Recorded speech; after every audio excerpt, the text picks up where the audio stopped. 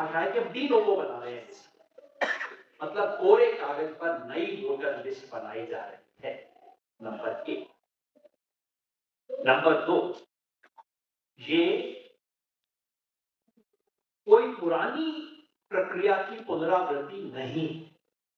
दिन रात चुनाव आयोग कहता है 2003 में एफआईआर हुआ था साहब, वो उसी वाले को दोबारा कर रहे हैं। उससे पहले 8 बार हो चुका है जी, कमाल है 10वीं बार कर रहे हैं, तो ऐसा क्या हल्ला मचा रहे हैं इसके ऊपर? ये सरासर झूठ है, क्योंकि 2002-2003 जिसका ये हवाला देते हैं, यहां पे काफी साथी हैं जिनकी उम्र इतनी तो हुई है कि 2003-4 में वोटर रहे होंगे। 2004 में कितने लोग वोटर थे, थोड़ा हाथ खड़ा करके बताएं। बहुत बढ़िया, यानी कि मेजॉरिटी। वैसे अच्छी बात नहीं है, बुजुर्गों की संख्या ज्यादा है।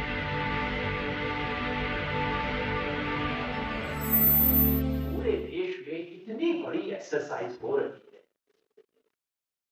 51 करोड़ लोग इस वक्त इसमें इन्वॉल्व हैं। जो 12 राज्यों में एसआईआर हो रही है, वहां 51 करोड़ मतदाता है, तो ये कोई थोड़ी संख्या नहीं है। आधे से ज्यादा देश में एसआईआर हो रहा है, हर व्यक्ति को प्रभावित कर रहा है। मीडिया में कभी कभार कोई खबर आ जाती है, किसी विपक्षी नेता ने आपत्ति की, इसकी खबर आ जाती है। अचानक कोई आंकड़ा आ जाता है, तमिलनाडु में 97 लाख लोगों का नाम कट गया। 97,000 भी होता तो हम उतना ही ध्यान देते, 97 लाख पे भी हम उतना ही ध्यान देते। होता यह कि आंकड़े जब एक से ज्यादा जीरो बढ़ जाती है, जैसे हम सब लोगों के साथ होता है, 1000 रुपया समझ आता है, 50,000 समझ आता है, 5 लाख समझ आता है, 10 लाख समझ आता है। जब कोई कहता है 500 करोड़, 1000 करोड़, 5000 करोड़, 5 लाख करोड़, सब बराबर करते हैं, क्योंकि वो मेरे दिमाग से ऊपर चली गई। यही एसआईआर में हो रहा है। 97 लाख लोगों का नाम कल तमिलनाडु की लिस्ट से काट दिया गया। दुनिया के अधिकांश, दुनिया के आधे से ज्यादा देश हैं जिसमें 97 लाख मतदाता नहीं है। आप यूं समझ लीजिए, एक देश को कल समुद्र में डुबा दिया गया। लगभग 1 करोड़ लोग केवल एक तमिलनाडु से। उत्तर प्रदेश में खबर हमें इसलिए मिलती है कि वहां का मुख्यमंत्री ने अपने मुंह से बोल दिया, वो ना बोलते तो हमें खबर ही ना मिलती। बंगाल से, राजस्थान से, तमिलनाडु से, गुजरात से तो आंकड़ा मिल गया है कल।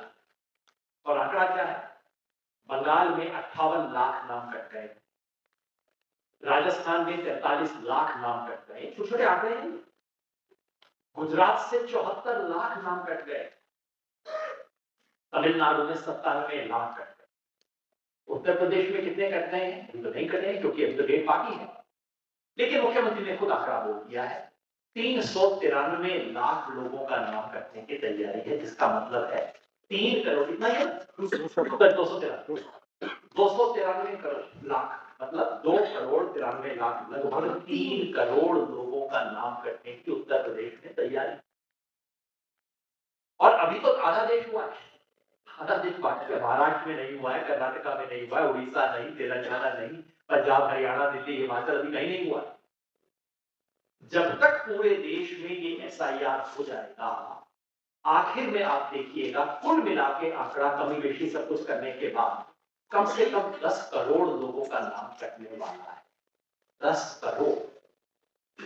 ये 10 करोड़ लोग जिनका नाम कटने वाला है, अगर ये 10 करोड़ लोग एक देश बना लेना, तो दुनिया के पहले 10 लोकतंत्र में उनका नाम आ जाएगा। एक देश नहीं, दुनिया के टॉप देशों में बन जाएंगे 10 करोड़ लोग, क्योंकि दुनिया के सिर्फ 8 या 9 देश हैं जिसमें 10 करोड़ से ज्यादा मतदाता। इतनी बड़ी चीज हमारी आंख के सामने हो रही है, और हम इसे ऐसे देख रहे हैं जैसे कोई क्रिकेट मैच का स्कोर हो, जैसे कोई रुपया अब 80 रुपए का, डॉलर 85 का, डॉलर 91 का, या आंखों का खेल चल रहा है। हम ये नहीं सोच रहे कि हमारी आंख के सामने हमारे जीते जी ये हो क्या रहा है। दुनिया के इतिहास में आज तक कहीं भी कभी भी इतने ज्यादा लोगों का नाम वोटर लिस्ट से नहीं काटा गया था। पूरी दुनिया के इतिहास में सबसे घटिया हरकत इस वक्त हिंदुस्तान में हो रही है। जब से लोगों को वोट देने का अधिकार मिला, उसके बाद से वोट बढ़े हैं, घटे नहीं। दुनिया में सिर्फ एक देश में कोशिश हुई थी कि वोट देने के बाद वापस छीनने की कोशिश हुई, वो था अमेरिका। 19वीं शताब्दी अमेरिका में गृह युद्ध हुआ, वहां की स्लेवरी के सवाल पे जो लोग ब्लैक लोगों को गुलाम बना के रखना चाहते थे, वो युद्ध में हार गए। तो उन्हें मानना पड़ा कि अब ब्लैक लोगों को हम गुलाम नहीं बना के रख सकते। गुलाम न बनाने का मतलब था उन्हें वोटिंग राइट मिलेगा, वोट तो देने नहीं देंगे इनको। तो फिर अमेरिका में 19वीं शताब्दी के दूसरे उत्तरार्ध में नए नए हर राज्य ने कानून बनाने शुरू किए। कानून ये था कि वोट देने का अधिकार तो सबको है, लेकिन आपकी इतनी शिक्षा तो कम से कम होनी चाहिए, इतनी प्रॉपर्टी तो कम से कम होनी चाहिए, फला इलाके में आप 15 साल तक तो रहे हुए होने चाहिए। मतलब क्या? वो सारी चीजें जो कि ब्लैक लोगों के पास नहीं थी, उसको कंडीशन बना दिया गया मोदी ने। तो लिखा नहीं कि ब्लैक लोगों को बाहर निकालेंगे, लेकिन व्यवहार में ऐसी शर्त दीवार लगा दी जो कि ब्लैक पार नहीं कर सकते थे, व्हाइट लोग पार कर सकते थे। पूरी दुनिया के इतिहास में केवल यही एक गंदा अध्याय है जिसमें वोट का अधिकार देने के बाद इतने बड़े स्केल पे छीना गया। और ये दुख, अफसोस और शर्मिंदगी की बात है कि हम सब उस देश में जिंदा हैं आज, जहां वही गंदा अध्याय दूसरी बार पूरी दुनिया के इतिहास में दूसरी बार ऐसा हो रहा है। अमेरिका में जितने वोट उन्होंने काटे, उससे ज्यादा तो परसों चेन्नई में कट गए। इतने तो वोट नहीं काटे, सिर्फ चेन्नई शहर में 15 लाख वोट काट दिए इन्होंने। ये हो रहा है इस वक्त, कोई छोटी घटना नहीं हो रही है। ये हमारे लोकतंत्र का बुनियादी स्वरूप बदला जा रहा है। इस बिल्डिंग का जो आर्किटेक्चर है वो बदला जा रहा है। और वो क्यों? क्योंकि 21वीं सदी के डिक्टेटर को ये मजबूरी है कि उसे इलेक्शन तो करवाना पड़े। 20वीं सदी के डिक्टेटर बेवकूफ हुआ करते थे। वो यूनिफॉर्म पहन के आते थे, वो कहते थे कल से मार्शल लॉ, सेंसरशिप, तुम ये नहीं कर सकते, वो नहीं कर सकते।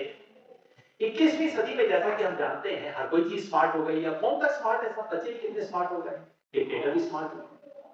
तो अब डिक्टेटर कहता है कि ऐसे गंदे काम क्यों करने, सेंसरशिप लगाएं, लोगों का वोट छीने, मार्शल लॉ लगाएं। ना ना, आज का डिक्टेटर बड़ा अच्छा काम करते हैं। चुनाव जरूर होंगे, नियमित रूप से होंगे, क्योंकि 21वीं सदी के डिक्टेटर को यह साबित करने की जरूरत है कि जनता मेरे साथ है, इसलिए वो चुनाव जरूर करवाएगा।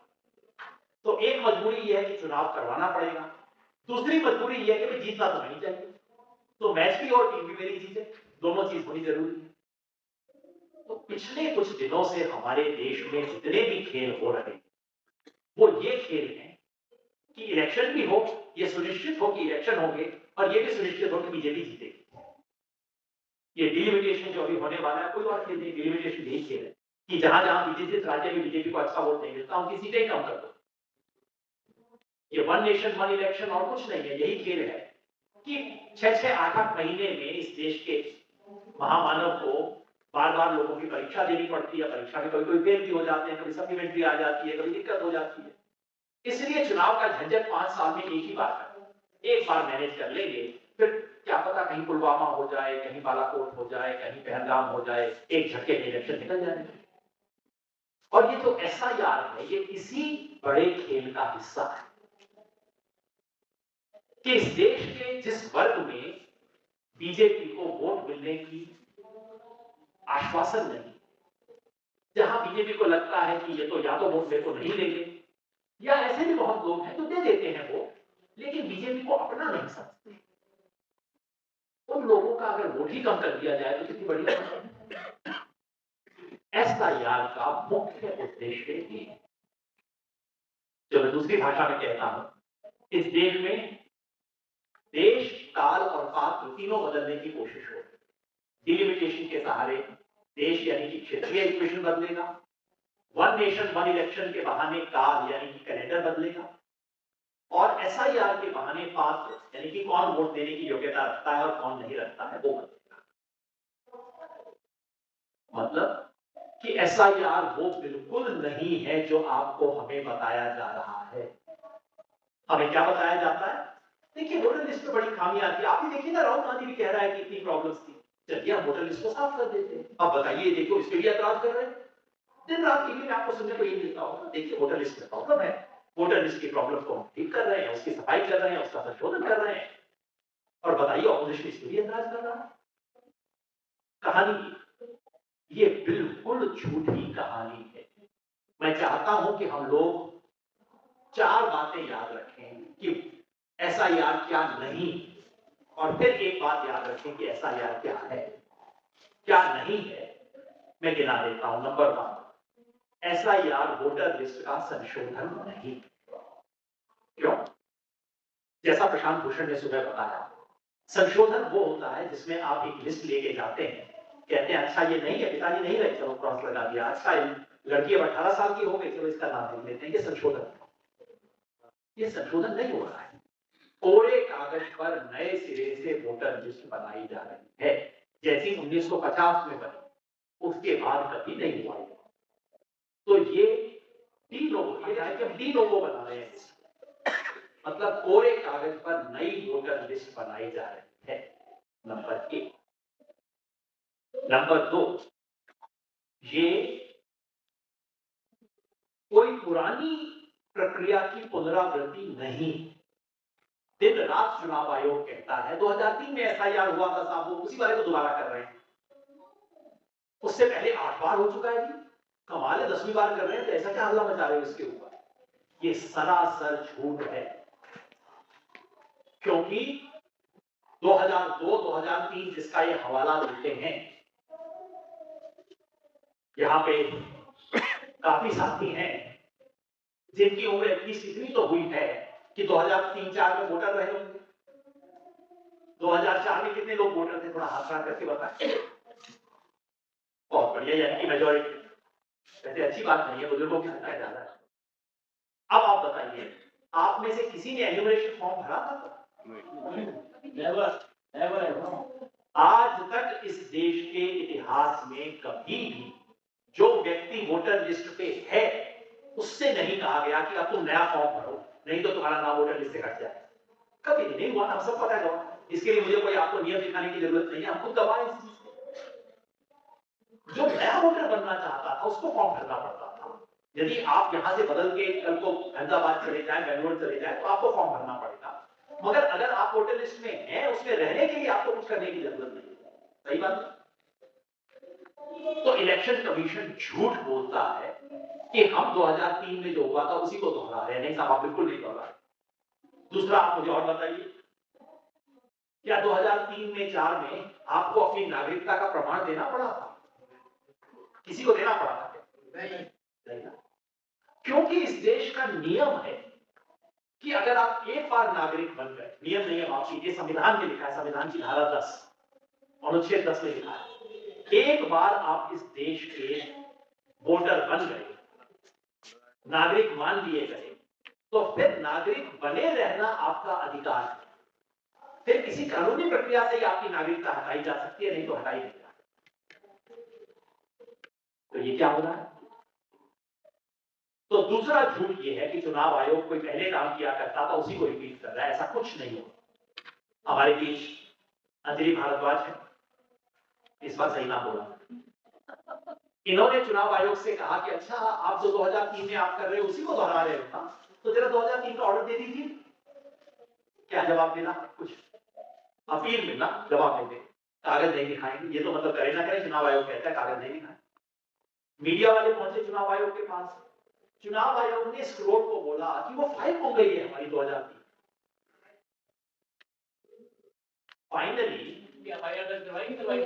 अब तो पूछना चाहिए, अच्छा सवाल है, फाइल हो गई, एफआईआर दर्ज करवाना चाहिए आपको।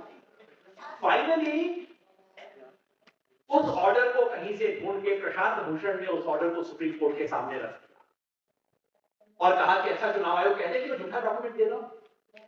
चुप चुनाव आयोग उसके बाद। और वो डॉक्यूमेंट क्या दिखाता है?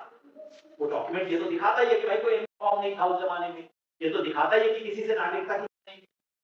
उल्टा 2002 के ऑर्डर में लिखा हुआ है कि कोई भी एन्यूमरेटर किसी भी घर में जाके उसकी नागरिकता का प्रमाण नहीं मांगेगा। ये आदेश था 2002 में, कह रहे हैं उसी को दोहरा रहे। अब सोचिए कितने बड़े झूठ बोल रहे हैं। तो दूसरा झूठ, तीसरा झूठ ये है कि ये देश में विदेशी नागरिकों को वोटर लिस्ट में जो आ गए हैं उससे निकालने की प्रक्रिया है। कहा जाता है, आज भी आप ट्विटर पे चले जाइए, मैं खुद भी अब इसके आ रहा होगा ना, ट्विटर पे फेसबुक पे आ रहा होगा, नीचे आप कमेंट देख लीजिएगा, कमेंट में यही कहा जाएगा, अरे विदेशियों को निकाल रहे हैं, तुम्हें क्या एतराज है, तुम बांग्लादेशी और रोहिंग्या को चाहते हो इस देश की वोटर लिस्ट।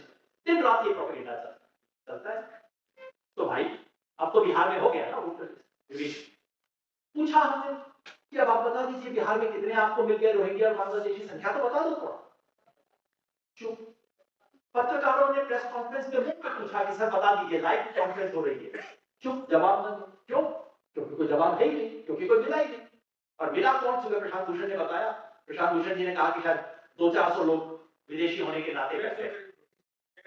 वो भी जी 150, 200, 500 का अलग अलग तरह के फिगर है, मगर असली बात रह गई उसकी, वो 150-200 भी कौन है? वो बेचारी नेपाल की हिंदू औरतें हैं। ये कोई बांग्लादेशी रोहिंग्या नहीं है। और बांग्लादेशी रोहिंग्या आएगा वहां पे बिहार में? नेपाल की औरतें हैं, हिंदू औरतें हैं, इधर शादी हो गई, उसके कारण उनके वोट कटे हैं। अब चूंकि हिंदू हैं तो जिक्र नहीं किया जाएगा। मुसलमान होते 4 को 10 मिल जाते तो देखिए कितना बैंड बजाते पूरे देश।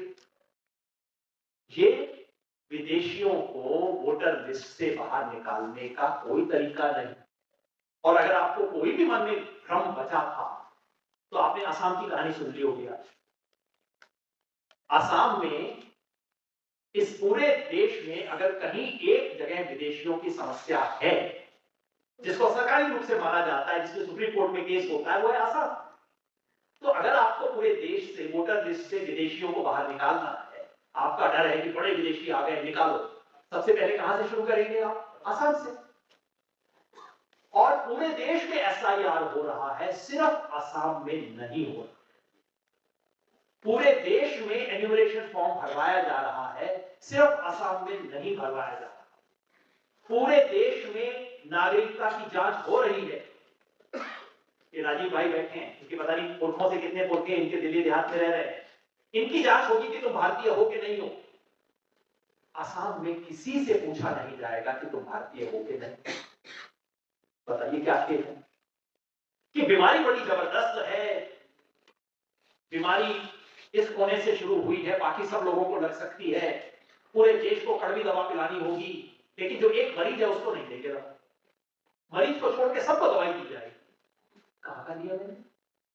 मतलब विदेशी हटाने से में इनको रत्ती भर इंटरेस्ट नहीं।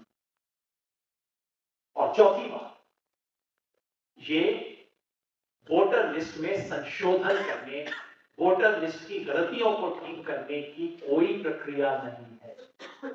आपने देखा होगा सुप्रीम कोर्ट में हमने एविडेंस पेश किया बिहार का, बिहार की पुरानी लिस्ट का नहीं, बिहार की ड्राफ्ट लिस्ट का नहीं, बिहार की वो जो फाइनल लिस्ट जिसके आधार पर वोट पड़े बिहार में, वो हमने सुप्रीम कोर्ट में दिखाई थी कि उसमें 75,000 नाम ऐसे हैं जो बोगस है। मतलब बोगस का मतलब नाम के आगे ब्लैंक, खाली नाम, सिर्फ ई की मात्रा, नाम सिर्फ म, नाम ब, ये 75,000 ऐसे नाम बिहार की लिस्ट में है।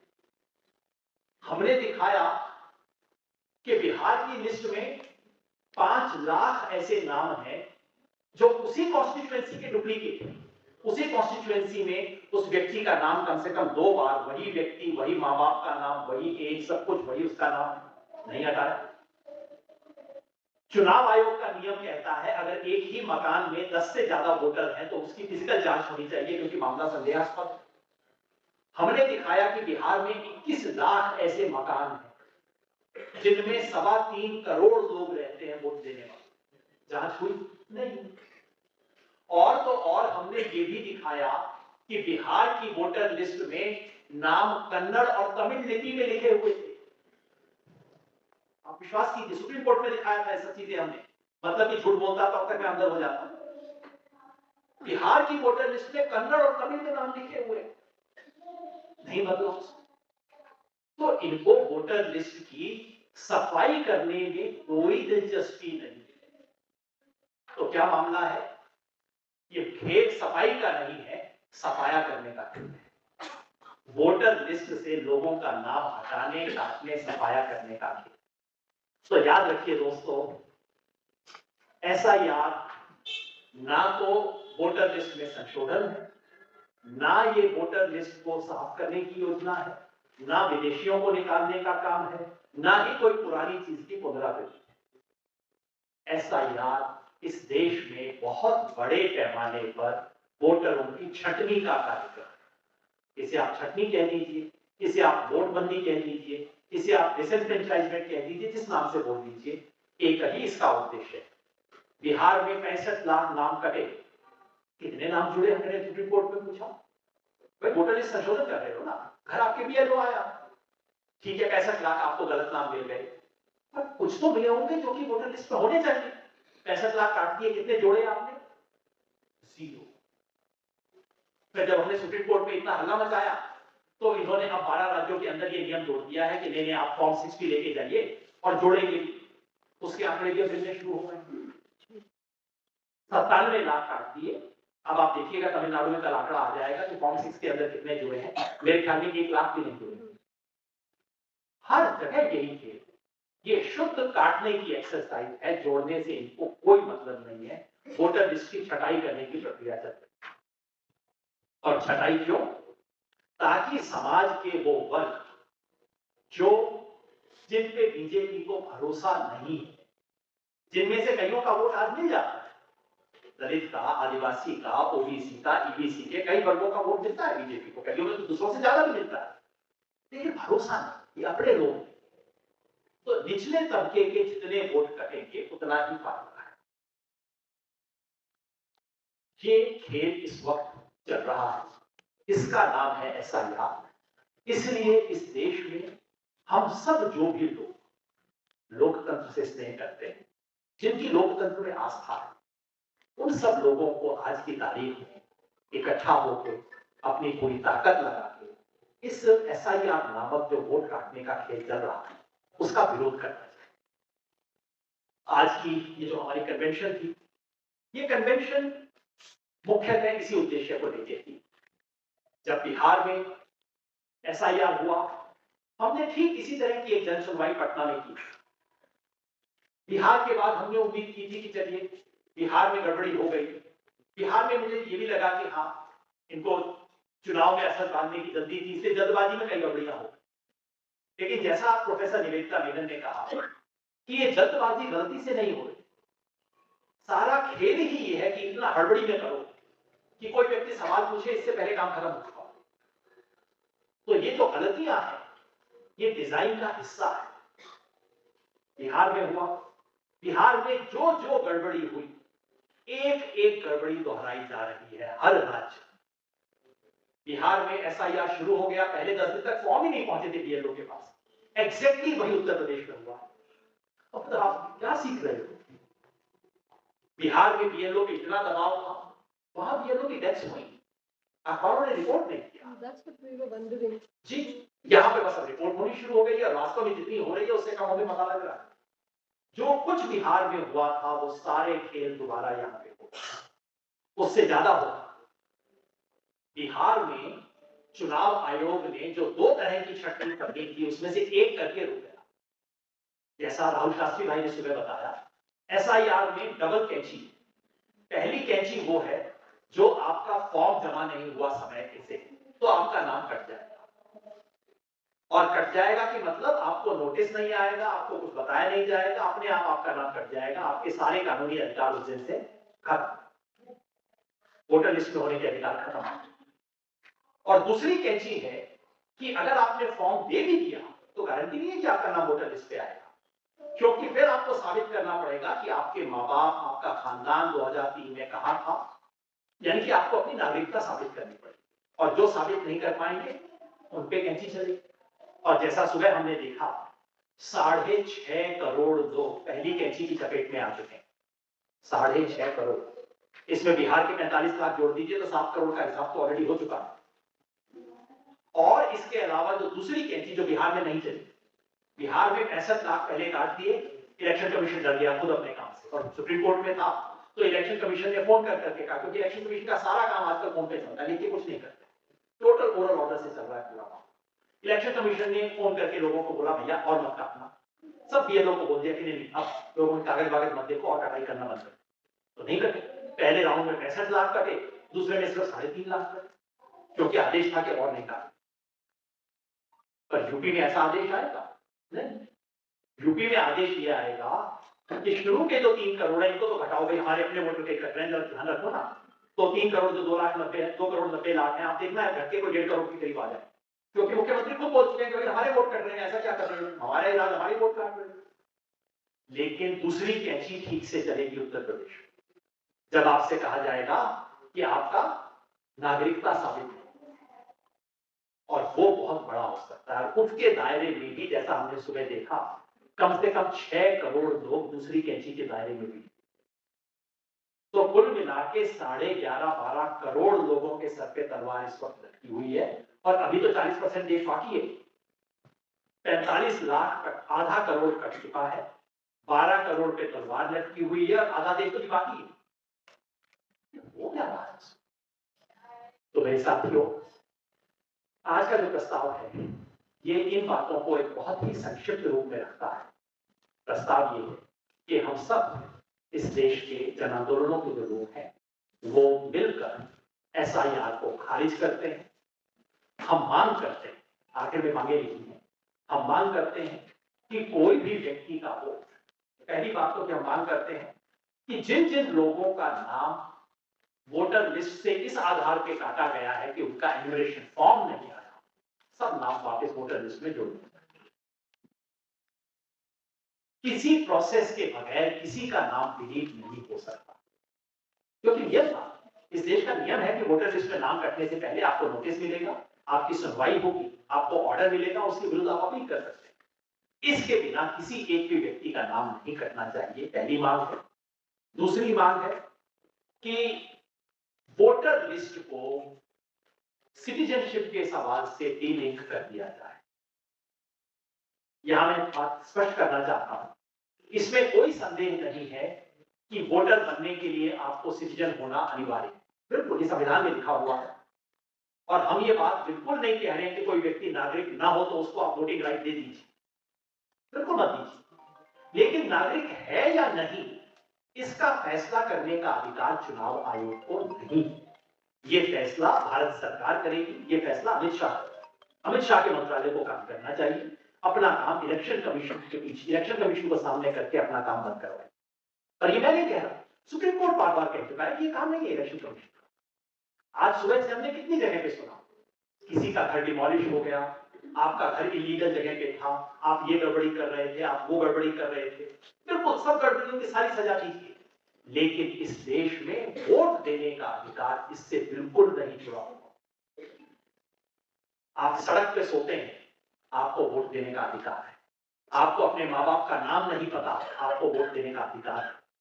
आप इलीगल तरीके से सरकारी जमीन पर कब्जा करके बैठे हैं, आपको वोट देने का अधिकार है। जरूर आपको बाकी सजा मिलेगी सरकारी जमीन पर करने का, आपने जो कुछ गड़बड़ियां की हैं, आपने टैक्स का फ्रॉड किया है। इस देश में इन दो चीजों को कभी नहीं जोड़ा है। वोट देने का अधिकार तो सबको है भाई, बाकी जो गड़बड़ी कर रहे हैं उसका कानून तुम्हारा अलग से हिसाब करेगा। पहली बार दोनों को जोड़ा जा रहा है कि आपका मकान डिमोलिश हुआ था, आपको वोट देने का अधिकार नहीं, कहां लिखा है? इनफैक्ट पिछले 75 साल से इस देश में बार बार चुनाव आयोग ने कहा है जिसके पास मकान नहीं है, जिसके पास कोई कागजात नहीं है, वोट देने का अधिकार उसको देना पड़ेगा। तो दूसरी हमारी मांग है, सिटीजनशिप का फैसला चुनाव आयोग नहीं करेगा, ये काम केंद्र की सरकार का है। सरकार जब कह दे कि फला व्यक्ति नागरिक नहीं है तो चुनाव आयोग बिल्कुल काटा लगा दे उसके नाम के सामने, हमें कोई दिक्कत नहीं। ये तय करना चुनाव आयोग का काम नहीं। तीसरी मांग हमारी है कि जो इस देश का पुराना कानून था कि जो व्यक्ति वोटर लिस्ट पे है उसको अपनी नागरिकता दोबारा साबित नहीं करनी पड़ेगी, वो नागरिक माना जाएगा। और अगर कोई डॉक्यूमेंट मांगे जाएंगे, जो कि हर नए वोटर से मांगे जा रहे हैं, पिछले 20 साल से मांगे जा रहे हैं, उसमें कोई नई बात नहीं। आप डॉक्यूमेंट वो मांगिए जो लोगों के पास हो। जो डॉक्यूमेंट आप जानते हैं कि लोगों के पास नहीं है, वो कैसे मांग सकते हो आप लोगों से? ये तो बिल्कुल वही अमेरिका वाला मामला हो गया कि मैंने पहले तय किया कि इसके पास क्या डॉक्यूमेंट नहीं होगा और फिर वही कंडीशन लगाया ताकि ये कमरे में ना घुस पाए। ये तो आप नहीं कर सकते। आप कैसे कह सकते हो इस देश में 75 साल से लोगों को जो डॉक्यूमेंट आपने दिए नहीं, मतलब जो डॉक्यूमेंट है वो मैं मानूंगा नहीं, जो नहीं है वो मैं मांगूंगा, ये कैसे नहीं हो सकता है? तो ये 3 हम मांग कर रहे हैं और इसके साथ साथ हम आह्वान कर रहे हैं इस देश के तमाम संस्थाओं से, तमाम संवैधानिक संस्थाओं से, जिसमें चुनाव आयोग भी शामिल है, जिसमें सुप्रीम कोर्ट भी शामिल है, उनसे आह्वान कर रहे हैं कि वो अपने संवैधानिक दायित्व का निर्वाह करें न्यूट्रल तरीके से, ईमानदारी से। हम आह्वान कर रहे हैं तमाम पार्टियों से, उन तमाम पार्टियों से जिन्हें इस देश के संविधान में आस्था है, कि सब लोग मिलकर इसका विरोध करें। ये सवाल इस वक्त एक दूसरे से उलझने का नहीं है, कम से कम ये एक सवाल है जिसपे इस देश के तमाम उन पार्टियों को जो संविधान के पक्ष में खड़े उनको एक होना चाहिए। हम आह्वान कर रहे हैं इस देश के तमाम जन आंदोलनों से, जन संगठनों से कि हम सब लोग मिलकर इस संघर्ष को लड़ें, क्योंकि एसआईआर का विरोध करना इस देश की आजादी के आंदोलन का जो एक हमें हासिल हुआ था, और कुछ मिला या ना मिला, वोट देने का अधिकार हर व्यक्ति को मिला। आज वोट चुना जा रहा है, वो उसके विरुद्ध संघर्ष करेंगे, हम सब लोग मिलकर लड़ेंगे और लड़ेंगे तो जीतेंगे। तो मिलकर हम कहें लड़ेंगे जीतेंगे, तो मैं अपनी बात उसके बाद समाप्त करूंगा और फिर अजीत भाई टेक ओवर करेंगे। और ये सत्र है जिसमें हमारे तमाम साथी जो आए हैं वो भी अपनी बात रखेंगे। सुबह तो सिर्फ एसमेली थी, अब कई साथी हमारे बीच में जिनकी बात भी हम सुनना चाहेंगे तो उन्हें बुलाएंगे, पर मिलकर एक बार हम नारा लगाएंगे, लड़ेंगे जीतेंगे, लड़ेंगे